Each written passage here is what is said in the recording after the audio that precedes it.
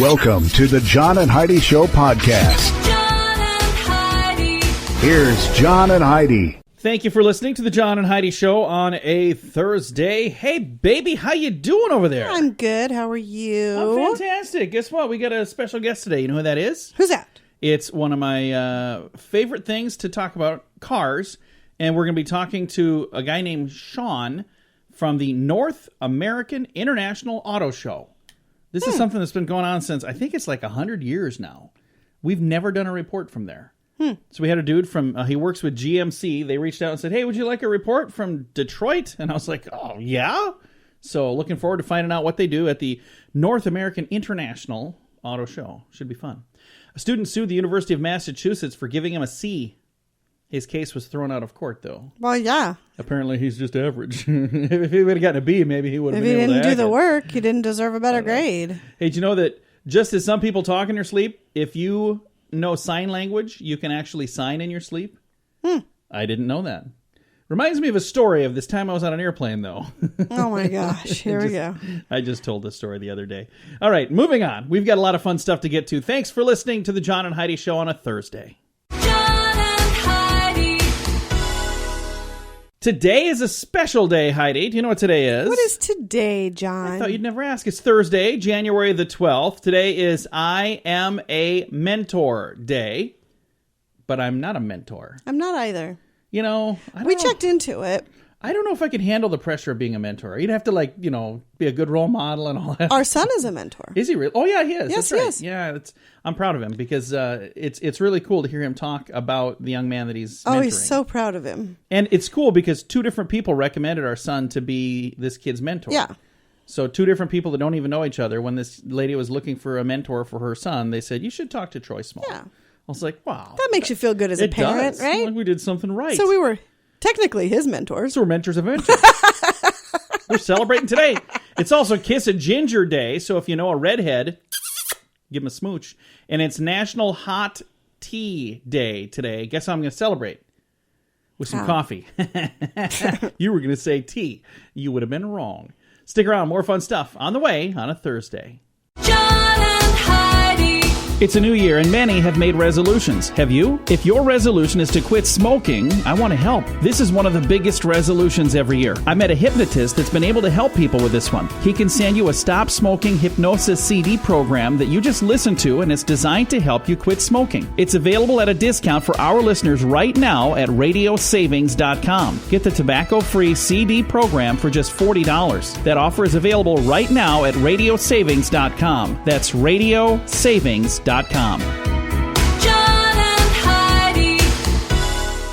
You know it's true because you heard it on the radio. Ukrainians are going crazy over the latest craze in confectionery. This is a really weird thing. It's chocolate-covered pork fat. Ew. Yeah. Ew. Finger-sized sticks. So this would be like, would that be like a Twix kind of size thing? I suppose. Of dark Yuck. chocolate. But instead of like caramel or Like peanut a butter. lovely cookie in the middle. Instead of that, there's a vein of white fat. Gross. And the candies are called Fat in Chocolate. Oddly enough, the bars were supposed to be a joke. The product pokes fun at a traditional Ukrainian snack of salo, or salted pork fat. A spokesperson for the confectionery... Let me try that again. A spokesperson, Heidi, for the confectionery company. That is not easy to say, is it? No. You say Confectionery company. There you go. What she said. A spokesperson for those people, A.O. Odessa, says that, quote, fat and chocolate bars are being made as a lighthearted, self-deprecating joke for Ukrainians. Wow. It is edible, so you can eat them, but they're not really meant to be eaten, according to the official. So that would be like maybe a white elephant gift that you'd get somebody? Is that what you're... I don't know. Would you buy that? No. Why not? Because you'd think, oh, we don't have any other chocolate in the house. Now I got to eat that. I got to eat the fat chocolate. But here's the thing I will tell you. We'd probably eat it. As disgusting as it sounds, it's probably delicious because I have had chocolate-covered bacon, and it was delicious. And what is bacon? It's just a chunk of, basically fat. That's kind of what that is, isn't it? I don't think it's the same thing. There's a whole lot of fat. So anyway, this is going on right now in the Ukraine. So next time you think that we got some weird stuff going on here, just think about that. They're selling chocolate-covered fat. It's called fat in chocolate. Yuck. Yeah, and you know it's true because you heard it on the radio. John and Heidi. The John and Heidi Show is brought to you in part by the Keystone Treatment Center. This is your brain, and this is your brain on drugs. We share silly stories here on the program, but addiction is no joke. If you or someone you know suffers with an addiction to drugs or alcohol, make today the day you seek help. Call toll-free 844-204-1055. That's a toll-free number. Again, 844-204-1055. and this is your brain on drugs. We're going to head to Albany, where a 34-year-old roofer named Joe Amish was indicted on charges of criminal possession of stolen property and a larceny. And it says here, what makes him so special? Well, here's what makes him special. He allegedly stole a debit card to buy $500 worth of groceries. And then when he was there, he utilized his own card, his discount card. Oh, what an idiot. Yeah. And it says here, it could have been his alibi, you know, if he wanted to not do that. Oh, wow. But here's how they caught him. They caught him next door while he was doing something with the stolen MasterCard, trying to trade it to I'm reading the story, a one-legged man at a bar that was trying to trade him the MasterCard for a bag of illegal drugs. So that story went from weird to weirder, didn't it? Yeah, it did. Like the guy, okay, he's an idiot because he used his, stolen credit card and his own real price saver card. Want to get a discount on these What an groceries that idiot. I'm stealing. And then he went next door and tried to trade the MasterCard to a one-legged man for some drugs. So, I don't know. I don't know why it makes the story more interesting that the dude had one leg, but it does. Coming up, we've got your moment of duh. That's on the way. John and Heidi. Now your moment of duh. A man who reportedly told police he was trying to deter a friend from driving drunk by blasting the friend's car with paintballs ended up in jail himself. This happened in Washington. Why would he end up in jail? It's not Well, like the paintballs would destroy the car. They said that's a real creative way of getting somebody to stop drinking and driving, but it's not legal or safe. Responding to a nearby resident report of a man shooting paintballs at a driving car. The car was moving. Yeah. Yeah, that's a found- bad idea. Police- I thought maybe it was covering the windshield with paint so No. that he couldn't see and go anyplace. Police found the 41-year-old man who explained his rationale. Hey, I'm just trying to stop him. He shouldn't be driving. Tri-City Herald reported the man was arrested and booked for investigation of unlawful discharging of a weapon and unrelated misdemeanor warrant. They suggested that he maybe should be a designated driver next time instead of There you go. shooting at the windshield in a vehicle with paintballs. Although his idea It takes all kinds. his ideas does sound kind of fun. I mean, it'd be fun. It would be. Not a good idea, but it's an idea. We've got your scoop of the day coming your way. The Scoop of the Day is brought to you by Wells Blue Bunny. If you want delicious ice cream, be sure to look for the Blue Bunny. Sure to have your favorite flavors. Learn more at bluebunny.com. Now your scoop of the day. Police in England are praising a student driver who gave them a ride to an emergency call during his lesson. A woman was driving with her instructor in southwest London one recent evening when she noticed that officers were trying to flag down passing cars for help. She pulled over, let the cops jump in. Aren't they bobbies? Is that what they are in England? I think so, yeah. I think that's what they call them. So the bobbies jumped in, and she drove them to what says they were struggling to detain a suspect who had run off. So she, helped them apprehend the guy. That's cool. So she maybe passed. I don't know. It doesn't say. Wouldn't that be a good detail to put in the story, whether she passed or not? Let's just say she passed. She probably did. I'm sure she did. Hey, this is interesting. And I know this was out last week, and I read it online last week, and maybe I should have read it last week, but I didn't. But the New York Post had a story about Disney, and they took out an insurance policy on Carrie Fisher. Did you read about this? No. So they took out an insurance policy. They probably have one on other actors too and actresses. But if she couldn't complete her contract with Star Wars, that they would get $50 million. Whoa. And she passed away, of course, at the end of last year. And the insurance company may indeed have to pay out $50 million. It would be the largest single-person accident insurance claim of all time if this actually goes through. That's kind of crazy. Well, it should go through if they had a policy that said if she can't. I mean, But unless does that just they can prove that they like murdered her or I something. don't think that happened at all. But I just think it's kind of weird. It just seems.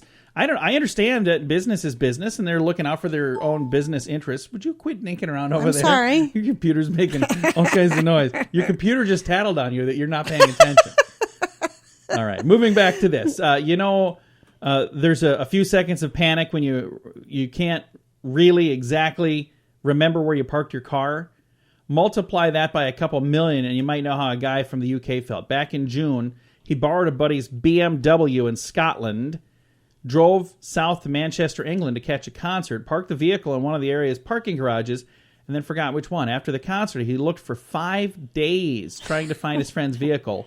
Now officers say they happened upon an abandoned car in one of the lots just before midnight last I think Friday. we just talked about this. I didn't- Literally just the No. other day. I have never read this story ever Are in you my life. sure? I'm absolutely positive. I would remember this.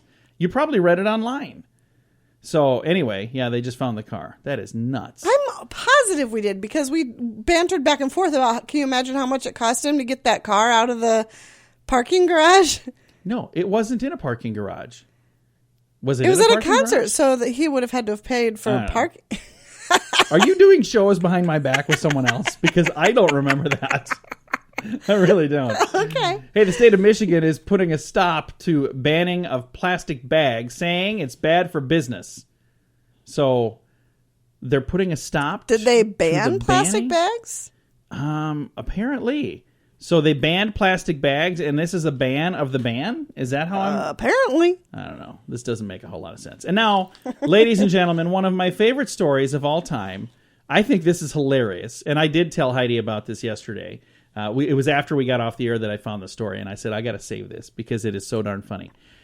You think you have a bossy wife. Wait till you hear about this one. A group of men in New Delhi, India, were meeting to discuss how bossy their wives are. And they're just a bunch of wimps is what it sounds like. Anyway, sadly, the meeting ended promptly when the men's wives showed up and pelted them with rotten tomatoes. Is that hilarious? That is awesome. I think that's awesome.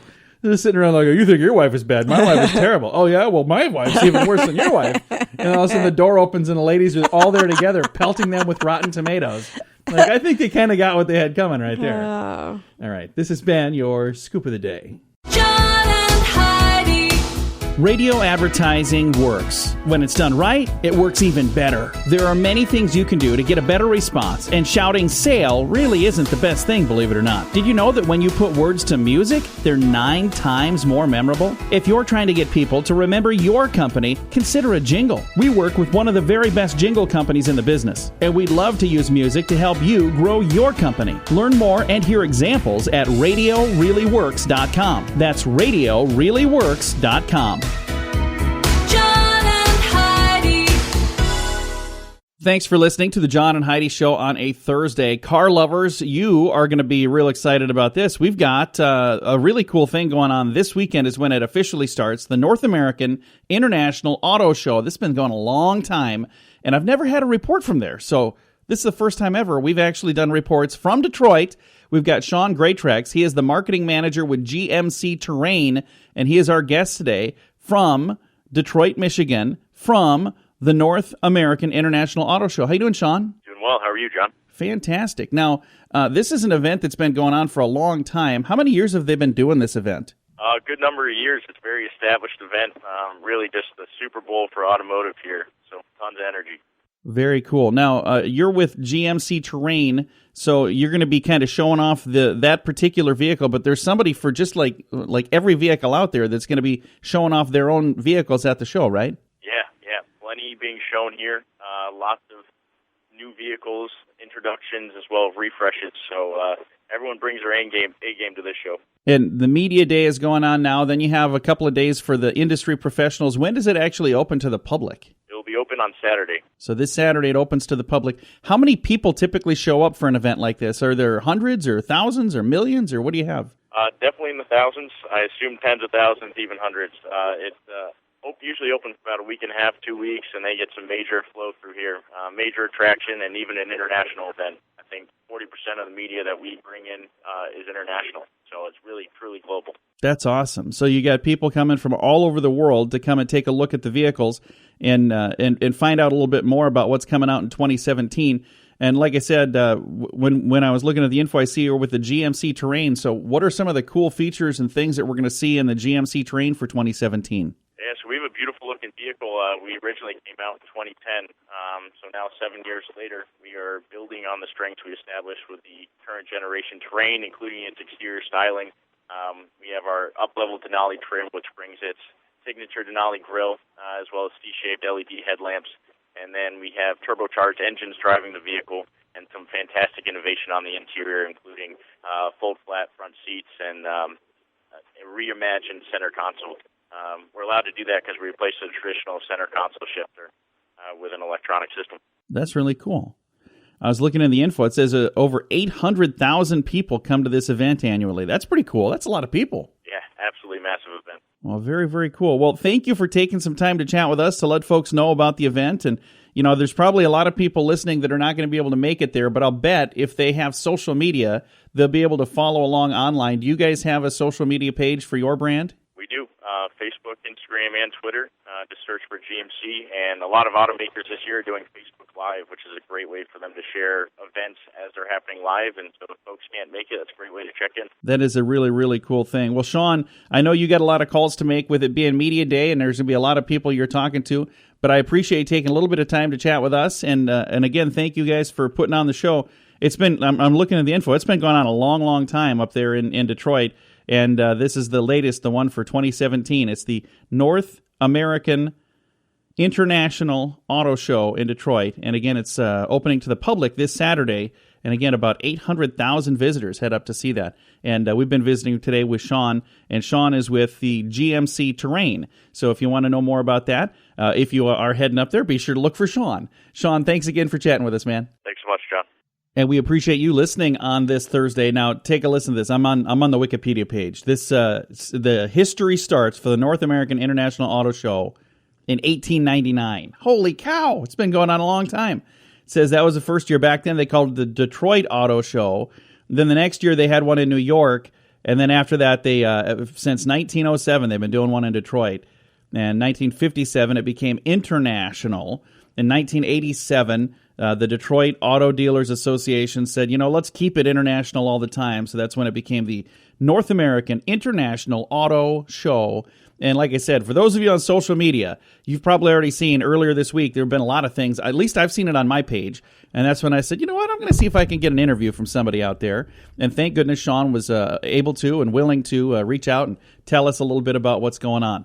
Thank you again for listening to the John and Heidi Show on a Thursday. We appreciate you joining us. John and Heidi. When is the last time you changed the air filter on your furnace? Now, don't be embarrassed. That happens to a bunch of us. The furnace filter should be changed often. This will help your heating and cooling system run more efficiently, and it'll even extend the life of your system. Now, there's an easy way to make it happen. Filter Easy, a new subscription service that delivers your size filter right to your door on the schedule you choose. It's easy. Filter Easy. One less thing to worry about. Learn about a special offer available now at radiosavings.com. John and Heidi. Fun fact for you, Heidi. What's that, John? According to pendulum.com, 44% of people reuse tinfoil. Do we reuse tinfoil? We do not No, I don't think reuse so. tinfoil. Do we even use tinfoil? Yeah, I think we use aluminum foil. Or is that the same thing? I think it's the same thing. Okay. Hey, fun fact for you, Heidi. What's that, John? The Crayola color flesh was renamed peach back in 1962. Because it wasn't quite the color of flesh. And because everybody's flesh is a different color. So they were like, yeah, we can't really call it that now, can we? That's true. Fun fact for you, Heidi. What's that, John? Robin Williams made his Hollywood lead role debut in the movie Popeye. He did a good job in that movie, by He the did. way. He did a fantastic job. And another fun fact for you, Heidi. What's that, John? The banana is not actually a vegetable, and it is not actually a fruit. Did you know that bananas are the world's largest herbs? I thought they were fruits. No. They're not fruits? Not fruits, not vegetables, bananas. But they grow on trees. Doesn't matter. They are the world's largest herbs. There you go. That is a fun fact for you right there. Did you get that from my dad's No, stuff? I did not. Would you Leave them out of this. I don't think so. It is. You Google it. Okay. Thanks for listening to the John and Heidi Show. John and Heidi. This is Richard Lustig, the world's first and only 7-time lottery game grand prize winner. Since I endorsed Lottolicious, I have won something every single draw. They do all the work. You don't have to worry about running to the store to buy your tickets. They take care of all that. So if you're looking for the best way to play the lottery, to give yourself the best chance of winning, go to radiolottopool.com and join today. Again, that website is radiolottopool.com. John and Heidi. Thanks for listening to the John and Heidi Show on a Thursday. Planning on interviewing for a new job this year? Well, you're going to want to work on practicing your handshake, Heidi. A firm and solid handshake is important. It's very important. It is. According to the University of Iowa business professor Greg Stewart, your handshake is a trigger that sets off an interviewer's overall impression of you. So this is like first impressions. So it's like the beginning of your first impression.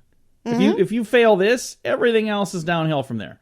So it says here, again, according to Greg Stewart from the University of Iowa, he's saying in a study, students who scored high with handshake raters were also considered to be the most hireable by interviewers.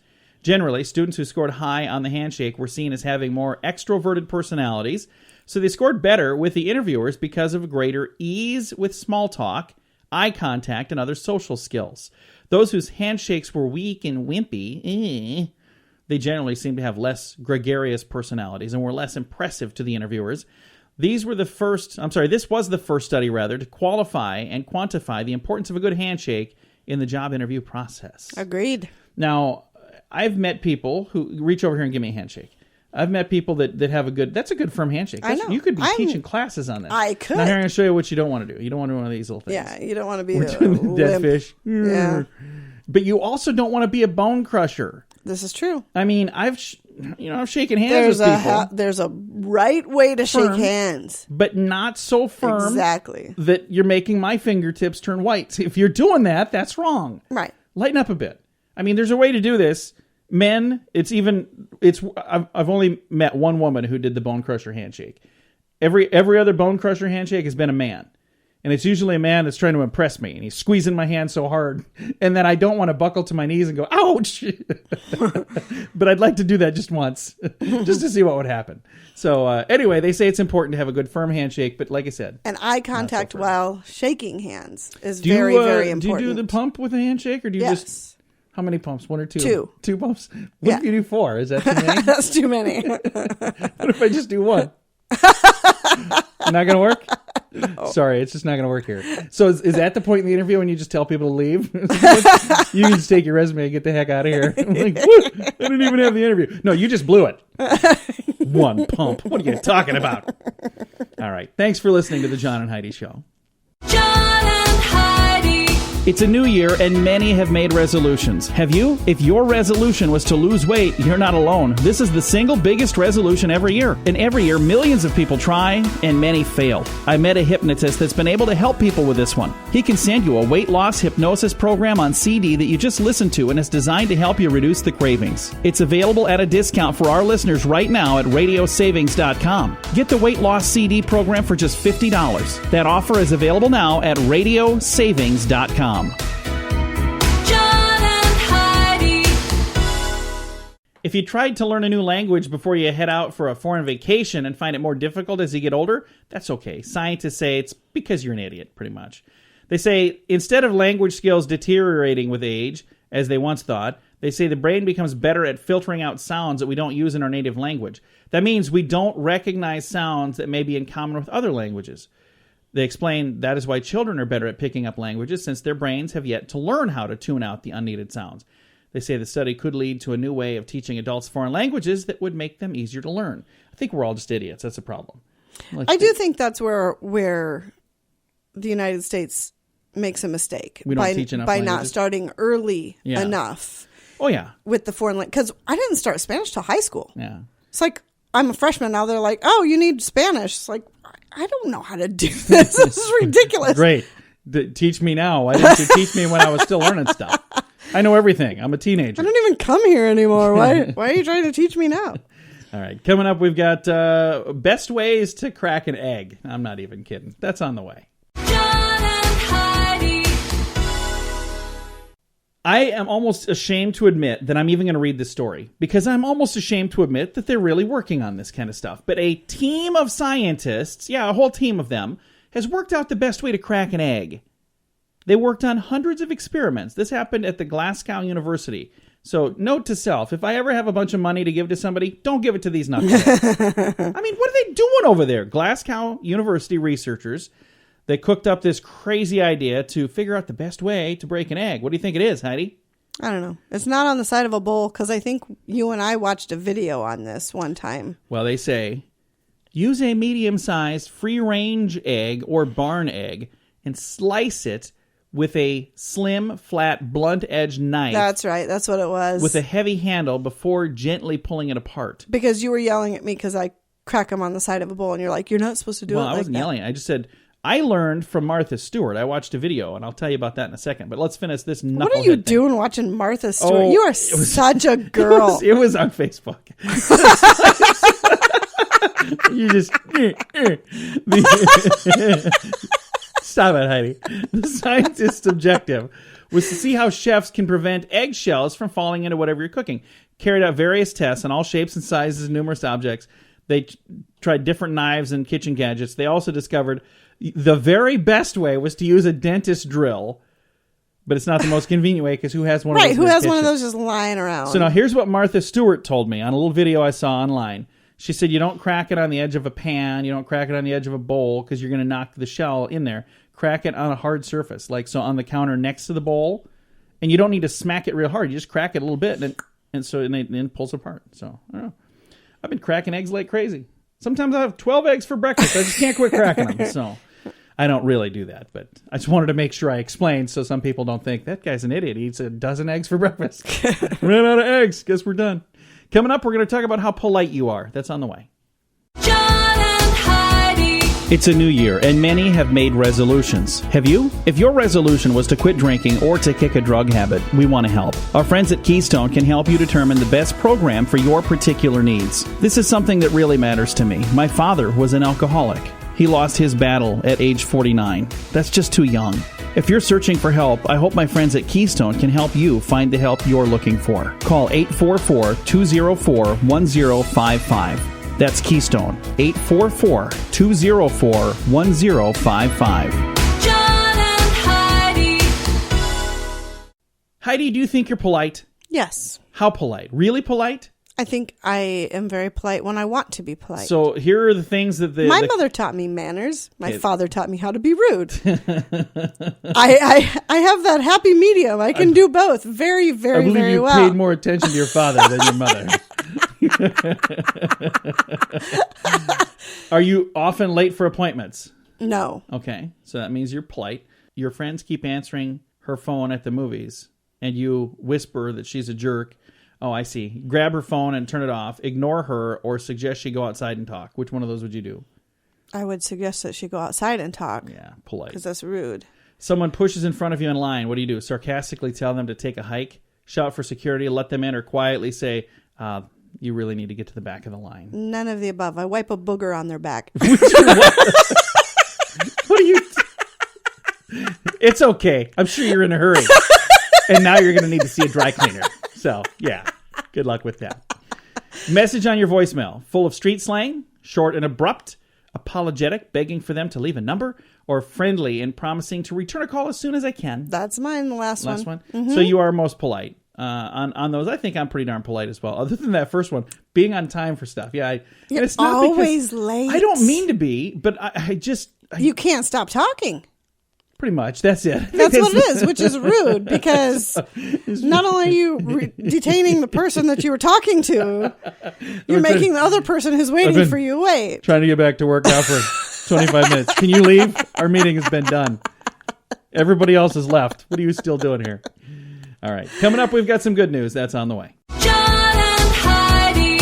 This portion of the John and Heidi Show is brought to you by the John and Heidi Show. That sounds kind of funny, but it's true. Go to your local radio station and ask them to start carrying the John and Heidi Show. Here's the best part. They can carry the show for free. They play a couple commercials, but it doesn't cost them anything every month. So if you know a radio station that could use a little bit of help, send them our way. Send them to johnandheidishow.com. Again, johnandheidishow.com. We would love to do a radio program in your community. Then you could listen to the podcast and listen to us on the radio. John and Heidi. We always try to wrap things up around here with some good news, and I think this is pretty darn good news. There's a young lady that came up with an idea on how to help the homeless in a very interesting way. It's a pay-it-forward kind of thing. It's a restaurant that offers employment for people who are homeless, and diners have a chance to pay it forward by buying a meal for someone else who might need one. I think that's wonderful. It is really cool. I got the video here, and I'm going to just click play on the video, but I'm going to... How do I silence this here? Because I got to turn it down. I'm going to see if it says the name of the thing. Anyway, You shouldn't be watching videos like that at work. Would you stop it? There's nothing wrong with it. That music sounded very inappropriate on the radio. It's just the video from these guys. What is that pizza man doing? Would you stop it? In the video, they say a lot of people think homeless people are either like drunks or on drugs, but that's not the case for many. There's some that are just down on their luck and had something bad happen. Social Bite, that's the name of the chain. They have a chain of cafes, and they're working on helping people who are in that situation where they're saying, hey, you know what?